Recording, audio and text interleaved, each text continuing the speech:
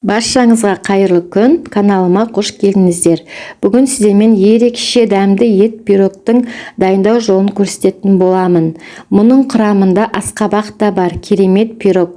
Сондықтан міндетті түрде видеоны соңына дейін қараңыздар. Қамырымызға жасау үшін бізге ұн, сұйық май, су, тұз және қопсытқыш керек. Ең алдымен жылы су құямыз. Оның үстіне сұйық май, тұз салып, оның үстіне ұн және қосқыш салып, қамырымызды илейтін боламыз. Бізде жұмсақ қамыр шығуы керек.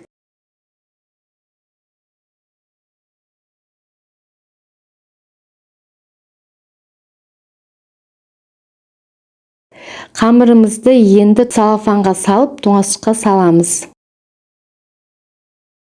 Ал енді салмасына тартылған ет, асқабақ, пияз, картоп қажет болады. Әр көкөністі кубиктарға бөліп турап шығамыз.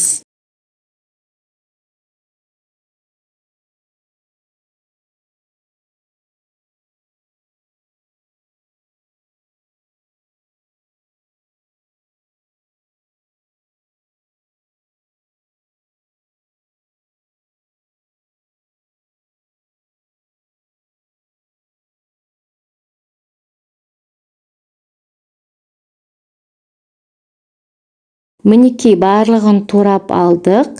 Енді дәміне қарай бұрыш, тұз қосып, жақсылап араластырамыз. Тоңазытқыштан қамырымызды алып, екі бөлікке бөлеміз.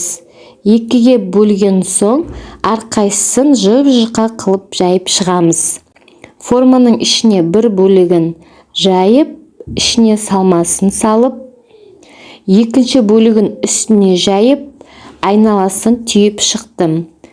Пирогтың астына, ортасына ауа барып, тез пісуі үшін мен осылай жасадым.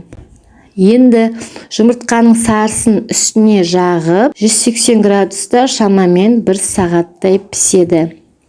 Міне пирогымыз дайын, өте керемет дәмді болды. Ысылай жегенге не жетсін. Ұнаса лайк басып, комментарий жазып, каналыма тіркеліп кеттіңіздер.